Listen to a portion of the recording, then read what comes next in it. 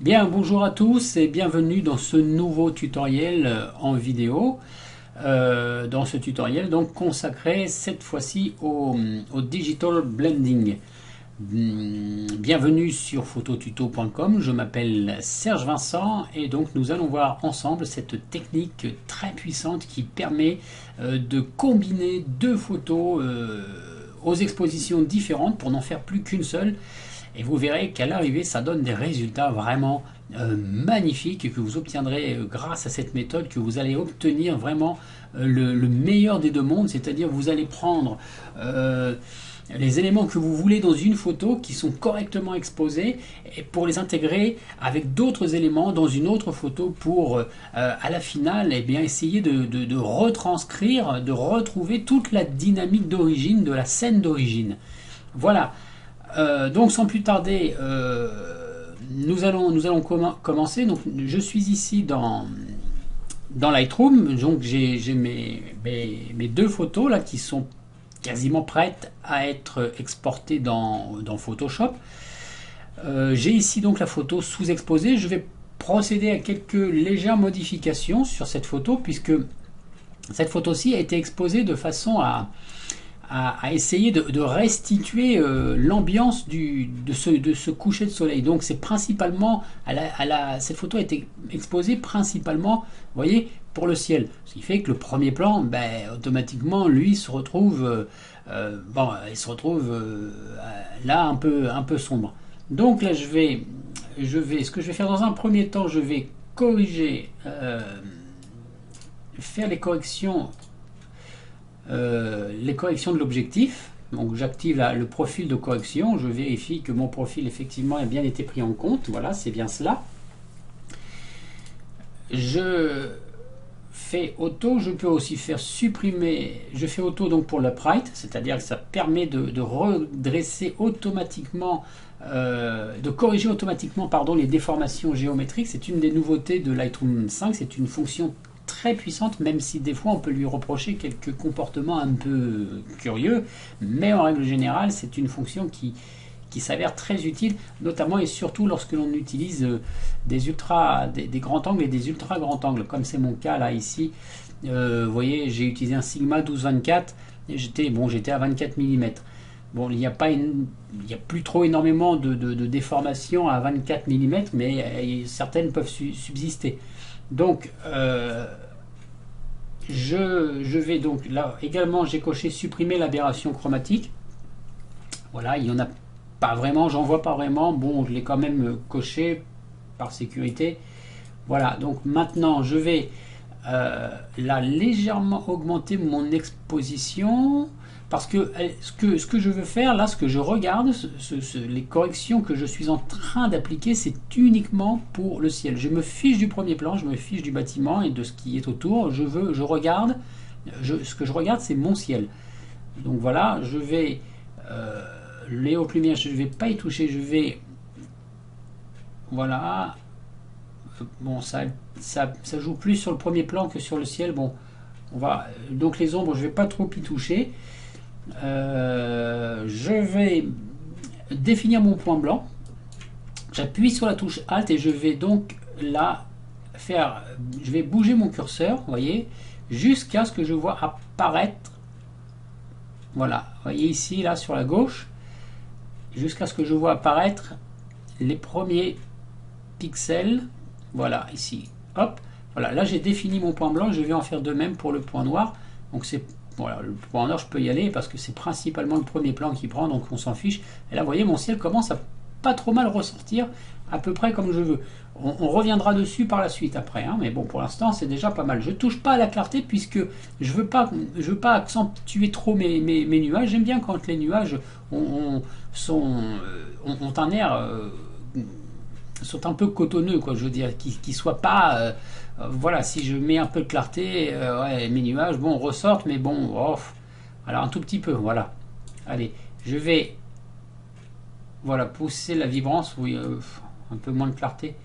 Voilà, j'aime bien que le ciel soit doux, voilà. Après, ça vraiment, en ce qui concerne la clarté, c'est quelque chose vraiment de tout à fait suggestif. Je veux dire, en ce sens où c'est un avis complètement personnel, hein. Après, vous pouvez faire ceci. Par exemple, il y en a à qui ça va plaire. Maintenant, d'autres aimeront vraiment un ciel beaucoup plus, voilà, hein, beaucoup plus accentué comme ceci. Bon, moi, voilà, je serais plutôt dans ces eaux-là. Voilà, j'ai mis un peu de vibrance, donc pour ce cliché, ça ira comme ça. Pour moi, c'est très bien. Le second cliché, alors, bon, on va faire pareil. Donc, tout de suite, correction de l'objectif. J'active la correction de profil, suppression de l'aberration chromatique, éventuellement. Voilà, là, vous voyez, là, j'ai activé le Bright et vous voyez ce qui se passe. Bizarrement, et pourtant, les photos ont été prises quasiment en même temps. Enfin, pas en même temps, mais à quoi, à 2 minutes, même pas 2 minutes près, je veux dire, hein. Alors, je le désactive et je vais faire pareil de l'autre côté. Je vois pas pourquoi. Parce que, voilà, par mesure de sécurité, voilà. Comme ça, on part vraiment sur les deux mêmes bases, hein. Donc, voilà. Ici, en réglage de base, alors, le premier plan est bien, mais peut-être finalement un petit peu trop, voilà, un tout petit peu trop, ouais, lumineux. Je vais définir mon point blanc, donc j'appuie sur la touche Alt et je vais, voilà, là-bas, vous voyez, à gauche là-bas, hop, voilà, comme ceci, et là je vais, ouais, ici, comme ceci. Voilà. Là, alors là, je m'occupe du premier plan. Je me fiche du ciel. Je regarde même pas ce que je fais sur le ciel, hein. Là, par contre, je peux augmenter un peu plus ma clarté. Vous voyez que tout de suite, les pierres de la chapelle, tout de suite, commencent à ressortir. Les détails de la texture des murs de la chapelle, là, commencent tout de suite à ressortir un peu mieux. Je vais, voilà, mettre un peu de vibrance également. Et voilà. Là, je peux considérer qu'effectivement, mes deux fichiers sont prêts donc pour l'exportation. Donc, je fais modifier dans Photoshop. Lightroom me propose donc modifier une copie avec les corrections. Lightroom, oui, puisque j'ai appliqué des corrections. Donc, ça, c'est bon. Format de fichier, c'est bon. Je vérifie l'espace colorimétrique, que je sois bien en Pro Photo RVB, 16 bits, résolution 240 et pas de compression. Je clique sur modifier. J'en fais autant. Ici, modifier Photoshop. Voilà. Donc là, pareil. Modifier. Et c'est parti.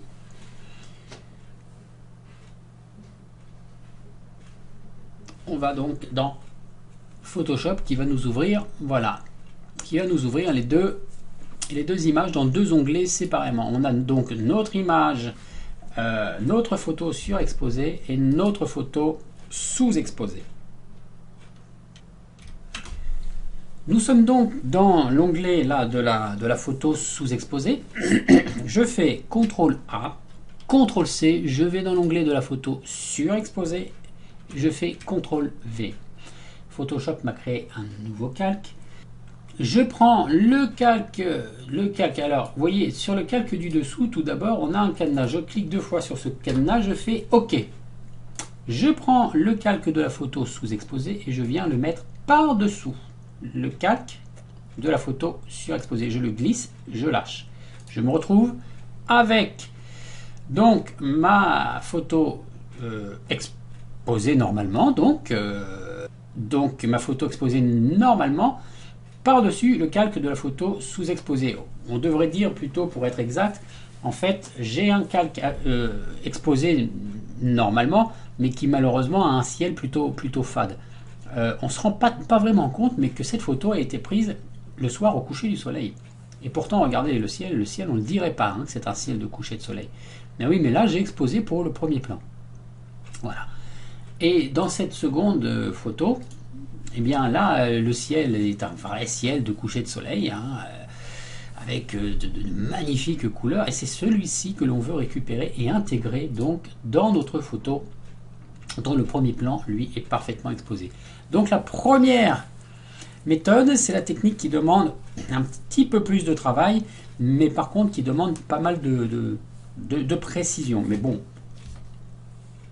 à ce niveau-là, j'ajoute un masque de fusion maintenant. J'ajoute un masque de fusion sur mon calque contenant ma photo normalement exposée. Le masque de fusion, c'est l'icône ici, la troisième icône en partant donc de la gauche. J'ajoute un masque de fusion, j'ai un petit rectangle blanc qui vient de s'ajouter. Je sélectionne l'outil brosse. Je vérifie que mes couleurs de premier plan sont bien le noir et le blanc. Si tel n'est pas le cas, vous faites D et vous vous retrouvez donc avec ces deux couleurs en noir et en blanc. Je fais X pour sélectionner le noir et je vais régler mon pinceau. Alors rappelez-vous, dans la première vidéo, je vous ai montré comment est-ce que l'on faisait pour régler rapidement son pinceau plutôt que de recourir au clic droit systématiquement à chaque fois, ce qui n'est pas toujours peut-être pratique. Vous appuyez sur la touche Alt, vous appuyez tout en maintenant la touche Alt, vous cliquez avec le bouton droit de la souris, en allant vers la droite, ensuite vous glissez votre souris vers la droite, et vous augmentez la taille de votre pinceau. En glissant la souris vers la gauche, vous diminuez la taille de votre pinceau. Si je glisse ma souris vers le bas, j'augmente maintenant la dureté, c'est-à-dire les bords de mon pinceau. Les bords de mon pinceau seront plus nets, beaucoup plus francs, jusqu'à devenir complètement nets et francs. Et si je monte maintenant, si je glisse ma souris vers le haut, eh bien j'augmente ainsi, vous voyez, je diminue la dureté jusqu'à avoir une dureté de 0%. C'est-à-dire que l'on part donc avec des bords de moins en moins francs, de moins en moins nets, jusqu'à devenir complètement, totalement invisible. Donc pour l'instant, on peut mettre une dureté à 40%. Voilà, et on va venir commencer à peindre. Donc je peins bien en noir et je peins sur mon masque de fusion. Donc il faut que celui-ci soit sélectionné. Vous voyez, comme ceci là. Je ne peins pas directement sur ma photo, parce que sinon je peindrai en noir. Je vais peindre en noir effectivement, mais sur le masque de fusion, et vous allez voir que ce que l'on va faire, c'est que l'on va enlever le ciel, en fait, en quelque sorte, de cette photo, pour venir révéler celui qui est en dessous. Le ciel qui se trouve dans la photo, dans le calque qui se trouve dans la photo en dessous. C'est parti, je commence à peindre. Voilà. Je diminue, hop, vous voyez, la taille de mon pinceau. Bon, moi c'était trop là. Je diminue la taille de mon pinceau. J'essaye d'être relativement minutieux. Vous voyez, je passe à peu près autour, comme ceci. Voilà, comme ceci. Voilà, voilà. Alors c'est une opération qui est un petit peu minutieuse, vous voyez, mais bon, qui demande un petit peu de doigté, mais c'est pas très très compliqué comme technique à maîtriser, quoi. Je veux dire, avec un minimum d'entraînement. C'est une technique que l'on arrive très facilement que l'on arrive très facilement à maîtriser. Voilà, donc je peins. Je fais revenir en fait mon ciel, le ciel plutôt de la photo du dessous, comme ceci. Comme ceci. Voilà. Donc pour l'instant, on essaye d'être minutieux, mais bon, c'est pas non plus. Voilà, si ça déborde un peu, c'est pas très grave. Voilà. De toute façon, je vais même déborder légèrement, exprès. Voilà. Parce que ce que je ne veux pas, c'est avoir cet effet de halo autour des bâtiments et autour de la ligne d'horizon. Donc je déborde légèrement, comme ceci. Pour l'instant, comme ceci,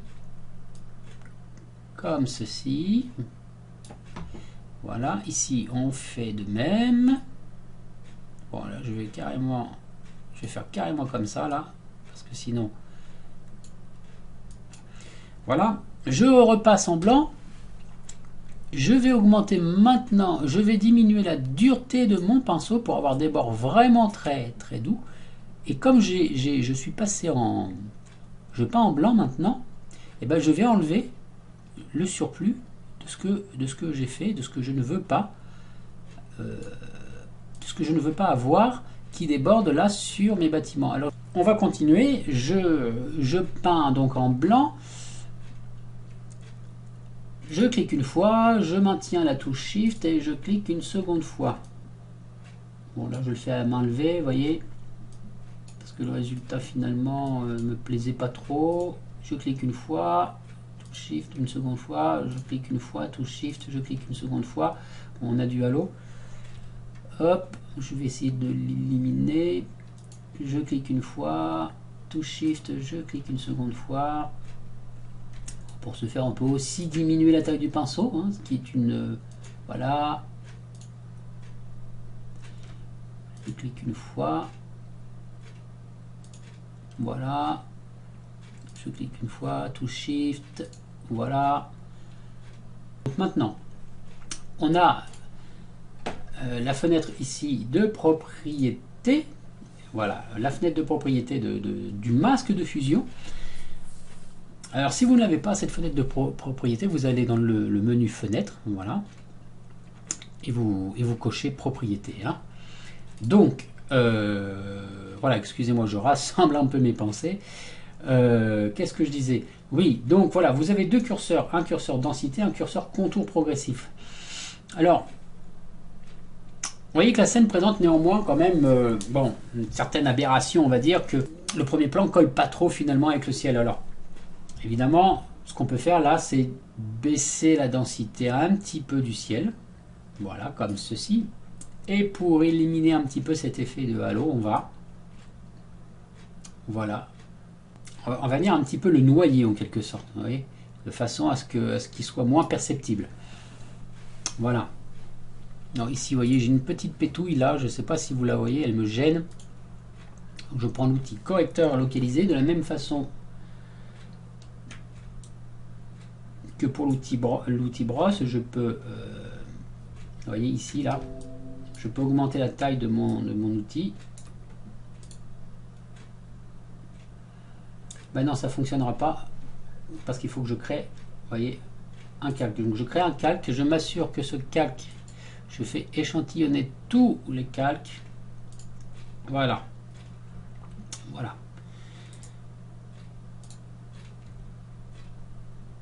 Hop, la petite pétouille, je l'ai enlevée au passage. Et voilà, en fait, voilà pour la première méthode.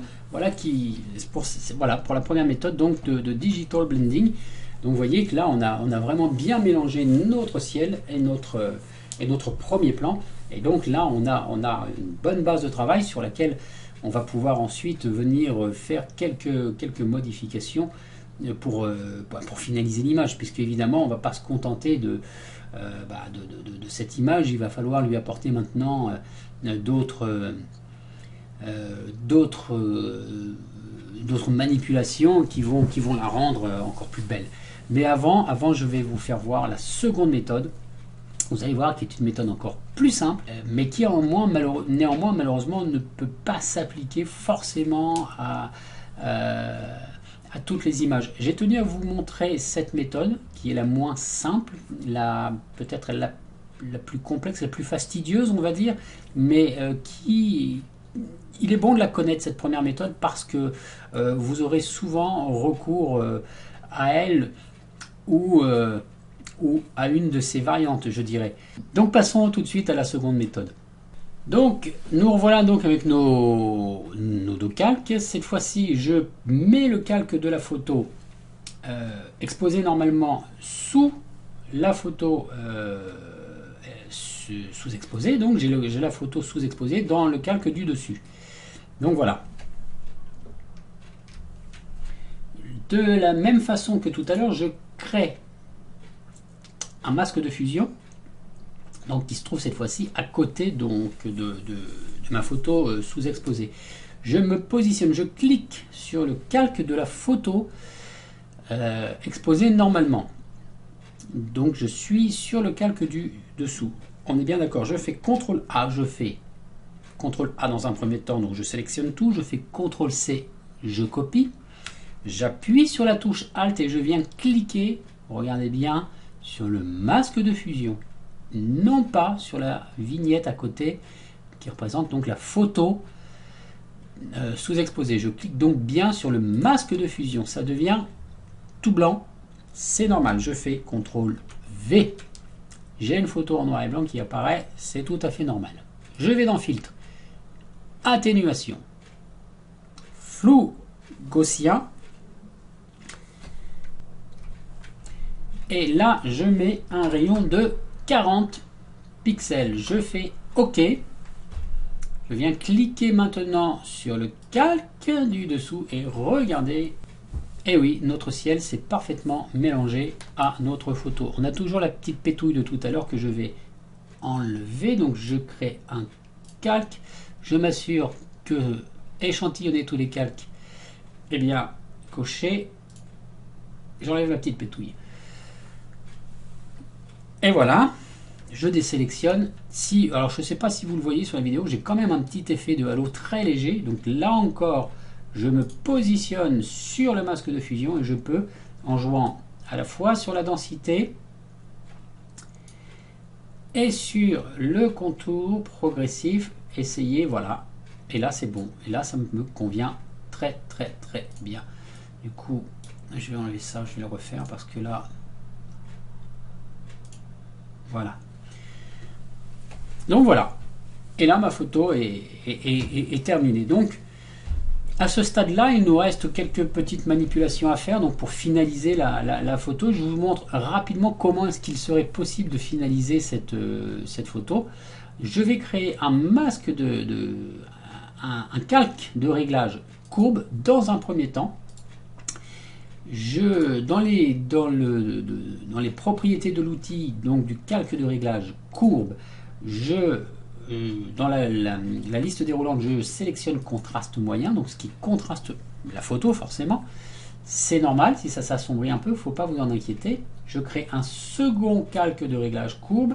Cette fois-ci, je me mets là, ici, au milieu de la courbe et je tire la courbe vers le haut. J'amène un peu plus de lumière dans ma photo. Je sélectionne au moyen de la touche Shift que je maintiens enfoncé, je sélectionne mes deux calques de réglage, je fais CTRL G, je les passe donc dans un groupe, je double-clique sur le nom du groupe et je le nomme contraste. C'est toujours une bonne habitude à prendre que de nommer ces groupes et même ces calques d'ailleurs pour savoir où est-ce que l'on en est. Donc là, on a mis nos deux calques de réglage dans un groupe que l'on a nommé contraste, mais du coup bon, l'effet est un peu fort. Je me positionne sur le groupe et je vais diminuer l'opacité de ce groupe. Vous voyez ici, je diminue l'opacité du groupe comme ceci, avant, après, c'est quand même beaucoup mieux. Voilà, je vous fais voir une dernière manipulation, vous allez voir qui va vraiment apporter une espèce de patine, une espèce de vraiment d'effet à votre image, vraiment des plus sympathiques. Donc je crée dans un premier temps. Alors, dans un premier temps, je fais CTRL ALT SHIFT E. Donc ce qui se passe là, voilà, Photoshop crée un nouveau calque, mais qui reprend toutes les modifications qui ont été faites précédemment. Je passe ce calque en lumière tamisée et je lui applique un flou gaussien d'environ 14 pixels. Ça me paraît pas mal. Ouais, ça me paraît pas mal. 14 pixels me paraît pas mal. Je refais CTRL ALT majuscule E. Donc Photoshop recrée un calque en reprenant toutes les modifications que l'on a fait jusqu'à présent. Je vais cette fois-ci dans Filtre, Divers, Passe haut. Voilà, je mets un passe haut de 3,8, ça me paraît très bien. Vous voyez, on a le ciel n'est pas trop affecté. Par contre, les textures de la chapelle là au premier plan ressortent bien. Donc, je fais OK. Et je passe maintenant ce nouveau calque en incrustation et voilà. Regardez, c'est proprement magnifique. Je sélectionne mes deux. Alors l'effet est un peu fort, mais on va l'atténuer de la même façon que tout à l'heure avec nos calques de réglage. Donc je sélectionne mes deux calques, je fais CTRL G, je diminue l'opacité. Voilà, je regarde avant, après. Voilà, c'est quand même autre chose. Maintenant que notre photo est terminée dans Photoshop, on peut faire CTRL S, ça l'enregistre. Et ça va nous la renvoyer automatiquement. Donc vous voyez, enregistrement ici en bas, hein, et de même ici en haut dans l'onglet. Et ça va nous la renvoyer dans Lightroom. Je vous retrouve tout de suite dès que l'enregistrement est terminé. Je mets sur pause, je vous retrouve tout de suite. Nous voici donc de nouveau dans Lightroom. Notre photo a été réimportée automatiquement. Et là, on peut maintenant procéder à quelques petits derniers réglages. Donc on va déboucher un peu les ombres pour le premier plan. Vous voyez. On va, voilà, je baisse aussi les hautes lumières. Bon, peut-être un petit peu toucher à l'exposition léger. Je vérifie mon point blanc. Voilà, ici c'est parfait. Voilà, le point noir, je l'ai défini comme ceci, c'est très bien. Je vais augmenter peut-être un tout petit peu la clarté, pas de trop. Je renvoie un peu de vibrance, pas trop non plus. Voilà, si vous trouvez que la vibrance est trop par exemple, est bonne pour le ciel, mais que c'est trop fort pour le premier plan, vous pouvez prendre l'outil pinceau dans Lightroom, jouer ici sur la saturation et hop, vous peignez comme ceci. Vous voyez, là je désature les couleurs sur le premier plan. Voilà, uniquement. Voilà. Hop. Hop. Comme ceci.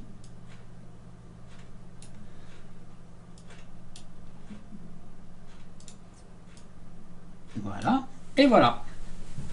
Voilà, là c'est peut-être un petit peu mieux. Je ferme ceci, là je peux renvoyer un petit peu de vibrance pour mon ciel finalement. Bon, voilà.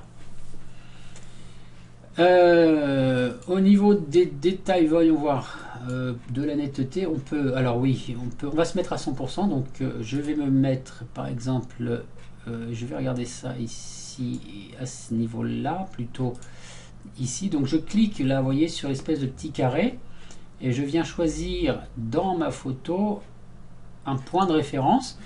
Je zoome maintenant à 100% sur le même endroit. Je choisis un rayon, j'appuie sur la touche Alt, je choisis, quand je vois que ça commence à se, vous voyez, à se modifier, hop, j'arrête. Pareil pour le gars, hop, voilà, hop. Là, donc là non, ah, là c'est bon, hop, j'arrête, j'en mets pas plus. Je touche pas, enfin si, je vais modifier le masquage de façon à ce que voilà, ce soit les bâtiments et non le ciel qui soient impactés, voilà, comme ceci. Parfait. Et bah écoutez, c'est à peu près tout. On peut bien entendu sur ce type de photo mettre un peu de vignettage et on peut considérer notre photo, notre cliché comme étant terminé. Ce tutoriel est aussi terminé. Je vous remercie de l'avoir suivi. Je vous prie d'excuser les quelques erreurs, les quelques hésitations. Ce sont donc mes tout premiers tutoriels. Ça va s'améliorer avec le temps, je l'espère. Et je vous dis à très bientôt sur phototuto.com. Je vous dis à très bientôt pour un prochain tutoriel. Utilisez les commentaires, posez vos questions, encouragez-moi, félicitez-moi, engueulez-moi si vous voulez. Et oui, posez vos questions si vous avez des questions, bien entendu, ou via les commentaires, donc, ou via le formulaire de contact. Je vous dis à très bientôt sur phototuto.com. Ce tutoriel est terminé. Merci de l'avoir suivi.